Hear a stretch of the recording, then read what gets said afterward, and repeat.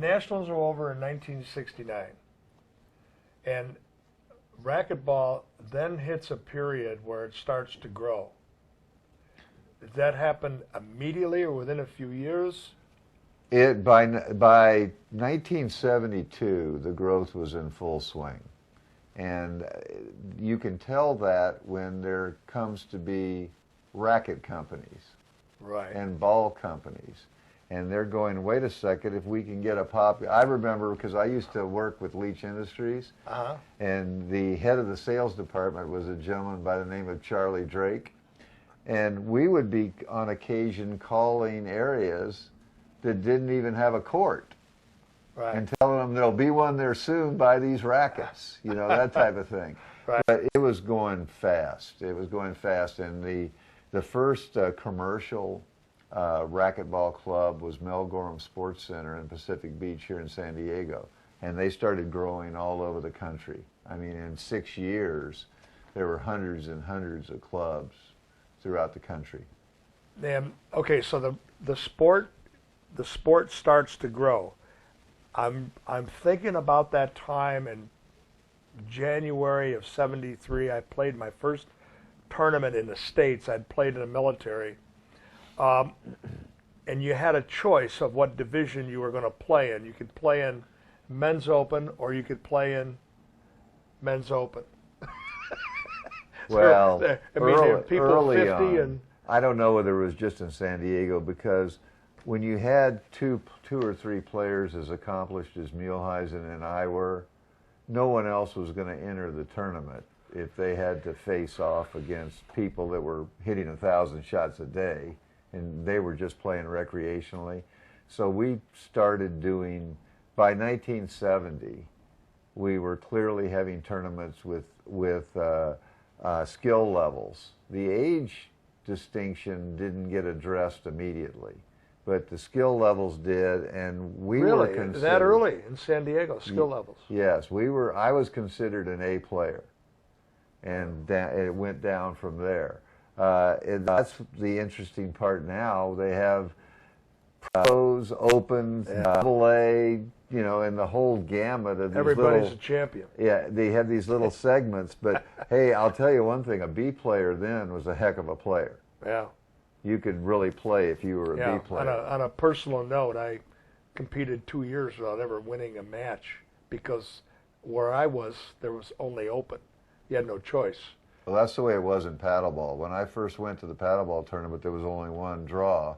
Right. And I don't remember, there must have been age divisions in '69, but I don't remember them. Right. I just remember the doubles and the singles open. Okay, so we haven't mentioned anything about Michigan, the summer in Michigan. Again, in the biography, Steve Keeley mentions, in fact, a lot of my knowledge comes from secondhand from reading that biography. And so the summer in Michigan, the Z-balls invented, ceiling balls invented. I was in law school. I had finished my first year of law school in around June of '71, and I had lost the first two nationals. Now, keep in mind, in those days there was 2 tournaments a year, so you dearly did not want to lose the nationals. And I had lost to Muehlheisen in '69 under circumstances that I'm not going to discuss here, but I was very unhappy because I had won the first game against him in the finals and was winning 20-14 in the second and ended up losing the match. The next year, I was playing a gentleman by the name of Craig Finger from Michigan, who was a tennis player type person and a friend of Paul Lawrence, the guy that I'd beaten in paddleball originally. I played him in the finals and lost under embarrassing circumstances, and I was tired of that. So I wanted to get out and start working on my game. Oh, the third embarrassment was losing to Garfinkel, your friend, in the '71 Nationals in Utah. So I had had my fill of losing when I was the best player in the country. Everybody knew it, except the results didn't bear it out. So I made the decision to pick the best athlete I could find who is physically able to play 4 or 5 hours a day against me and to go to him. That was Steve Keeley. He was in Michigan. He was the reigning paddleball champion, very rugged, very athletic, did not tire. I want to emphasize that. He did not tire. So I went from San Diego to Michigan and lived with him in East Lansing. And we played a match every single day during the entire summer. And when I say a match, I mean a full-blown tournament caliber, no socials, no hinders. It was a match. And I played him every day. And when we came back after that, when he came to the first singles invitationals in racquetball in San Diego, he and I were the 2 best players in the country, by far. Now, the ceiling ball was invented that summer or perfected? It's not a fair statement to say it was invented. The handball players, particularly the reigning national champion Paul Haber, had used the ceiling ball as a significant component in their sword and shield method of playing for years. The racquetball players who had played handball. Can I stop you right there? Sure.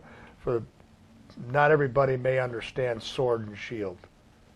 The predominant method of playing handball was to use the stronger hand as an offensive weapon and the offhand as a defensive weapon.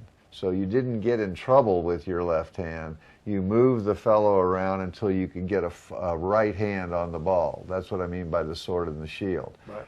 To this day, most people have a stronger stroke. So the forehand would be your sword and the backhand would be your shield. That was what it was with me. Now, Keeley was equally as adept with his backhand, if not more so than his forehand. Right. And so he, I don't know if I would say he looked down on the sword and shield, but he is, for years, and I'm talking about 40 years, commented each year about what a pathetic backhand I had. And I would say to him, I go, Keeley, you've hit a lot of balls over there and you ain't won many times. So there's got to be a reason for that. And he believes it's because that I used it as a shield and my shot selection was excellent. Right. But that's what I did during that summer, and I worked at it. I hit 1,000 shots a day. In this case, I was hitting the ceiling ball. And I learned to hit that ceiling ball, and the main thing I learned was how to hit it and keep hitting it until the other person lost their will to continue to go to the ceiling or made an error. So it's the patience of hitting it over and over. None of the pros today do that because the ball comes off the back wall. Right. And once it comes off the back wall, there ain't no patience exhibited. Someone's hitting a photon. Right. But in those days, the circumstances of the equipment and the ball left that ball directly in the back crack where no one could attack it. So it was a great strategy for the equipment. Right. So that summer, okay, now the Z-ball. Now I did invent the Z-ball. You did? Yes, I did. It's on record.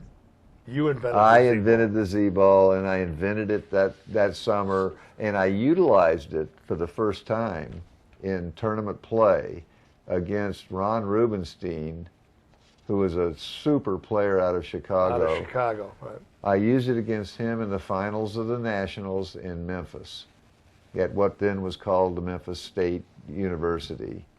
And they had a glass court and everything, and I hit that Z-ball. I thought the guy was going to die.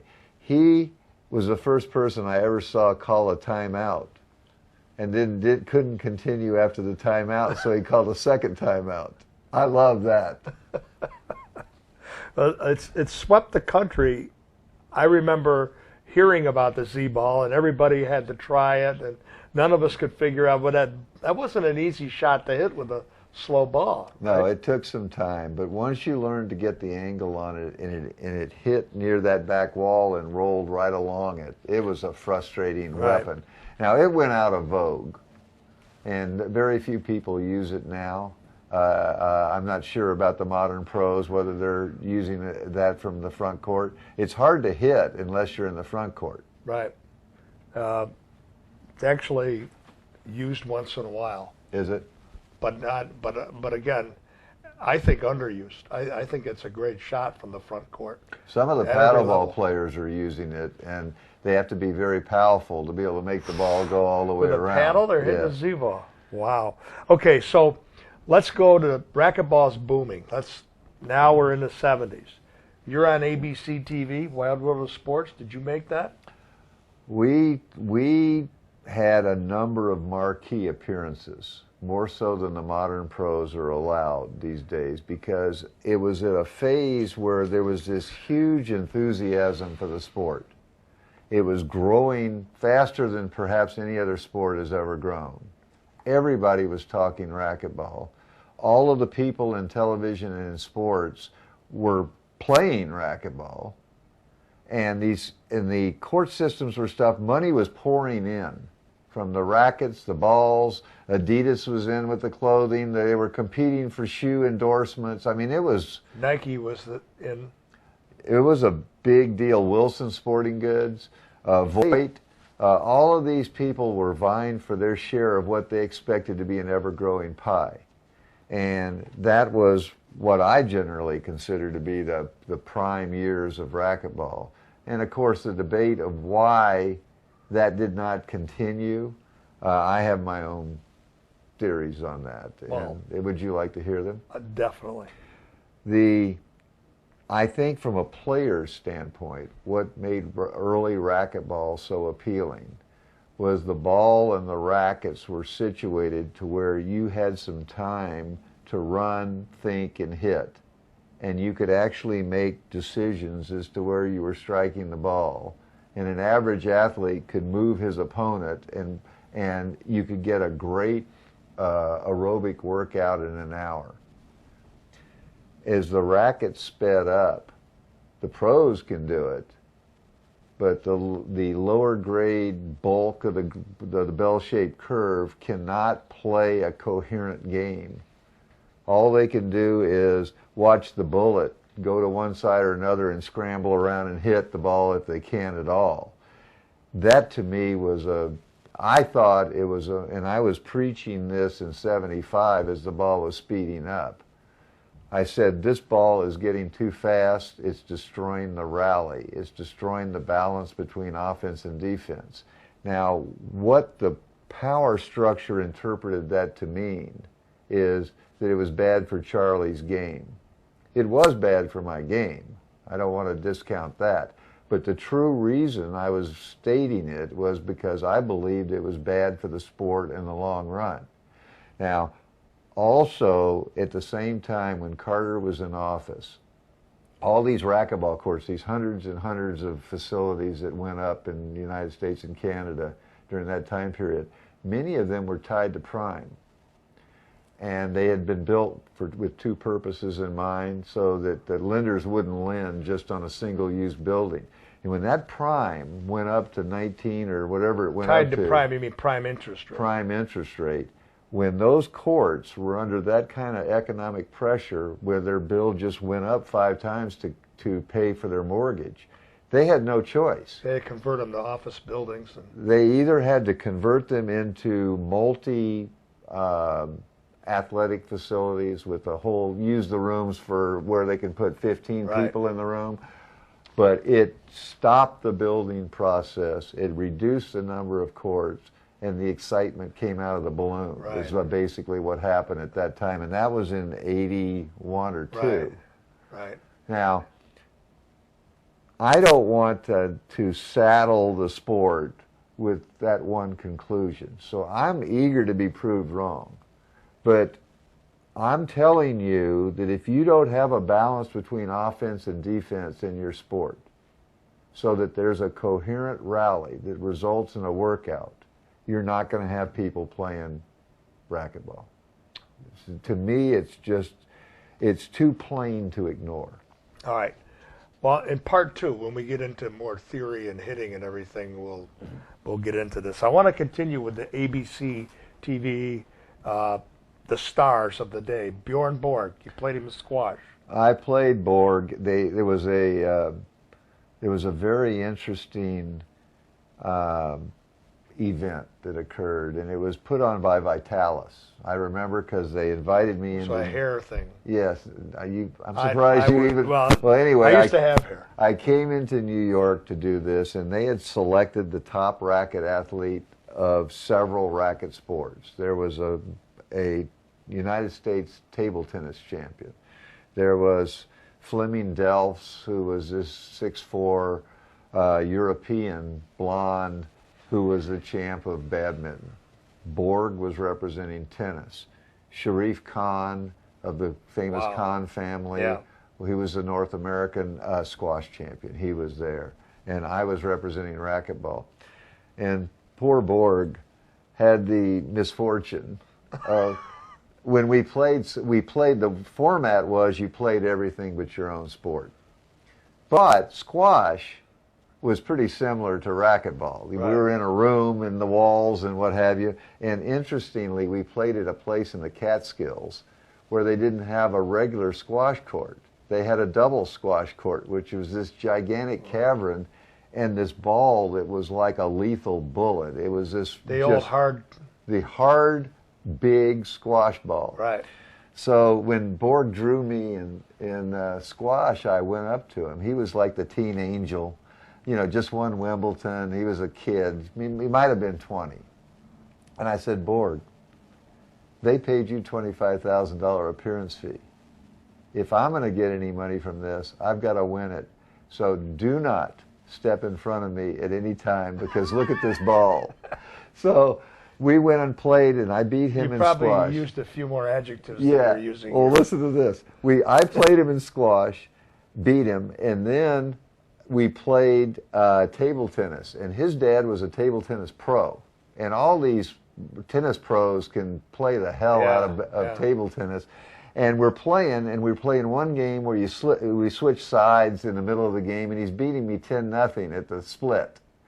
So I walk up to him as we're splitting, and I said, hey, Borg, you know you're playing badminton with me next, and we've already warmed up, and you know you're going to get your lunch and look really bad on national TV. You better give me some points. So what happened was he goes, okay, Charlie, he in his Swedish accent. So he gives me some customer rallies and what have you, and I get up to 10 points. And then the very next event is badminton, and he's playing me first off. And I served him a low serve in the front of the box, and he popped it up, and I hit him right in the face with the bird. And I go, I lied. I gave him the donut. It was great. He was a nice kid. He really... It's hard to explain how fast he was. He doesn't. You watch him play tennis, and it doesn't look like he's running that fast, but he was fast, faster than Davey Bledsoe. He was long strides. Right? He was just smooth, and it was really impressive. He invited me to a get-together when he came in for the team tennis. He was playing Ilya and Nastasi, so we were friends for that period of time. Nice young man. You met Nastasi? I had never met Nastasi. He was, but Borg, unfortunately, I was inebriated, and Borg had 200 fans waiting to talk to him, and instead he got stuck talking to me, where I was explaining to him how he had to go to the net or he'd never make it at Wimbledon. All right. Okay, so the next racquetball is booming, and we have a war that starts. Leach versus Echelon. Are you talking about the political war or the sales war? I'm out in the hinterlands, and I'll talk as just an average player looking at it from afar. I know there was a lot of bad blood between Leach players and Echelon players. I know that the name Charlie Drake to this day elicits responses from people. I never met the man, don't know the man. Can you elaborate a little bit about that? It's like any other pot of gold that surfaces. There's always a scramble for your respective portions. And this was viewed at that moment as this burgeoning sport that was going to make everybody multi-millions of dollars. And some of the people were making it already. And so what happened is the powers that be were trying to stake out their territory. It wasn't so much a war between Echelon or Leach.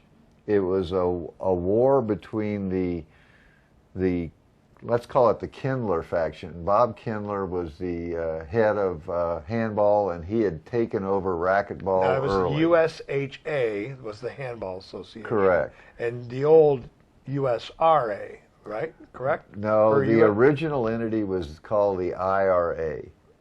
Oh, okay. So Kindler became the IRA, and he Right. had various people working with him. International Racquetball Association. Correct.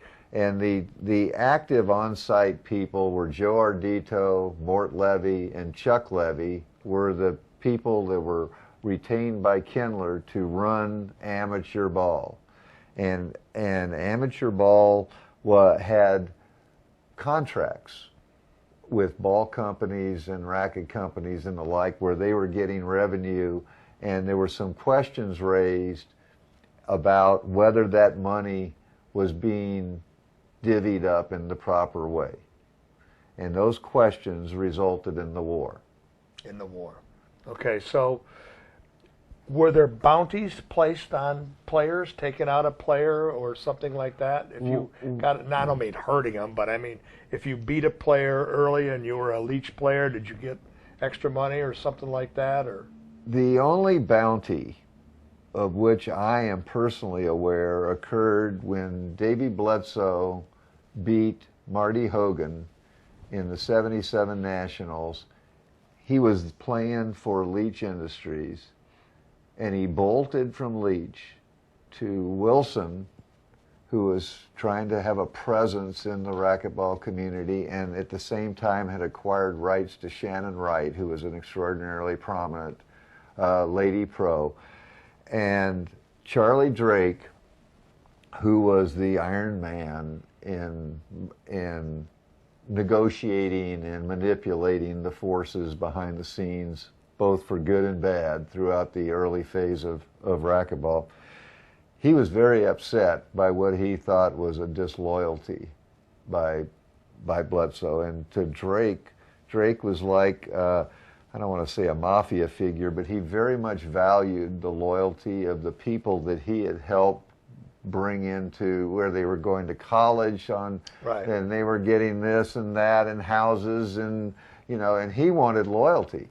So when he acquired various people, ending up with Marty Hogan too as the crown jewel, right. He used those players as bargaining chips for where he wanted to go. And I think that's done in every sport, but right. I don't want to lay this off as some right. grievous mortal sin, but that's what was right. happening. And what happened when Bledsoe bolted is Drake put out a bounty.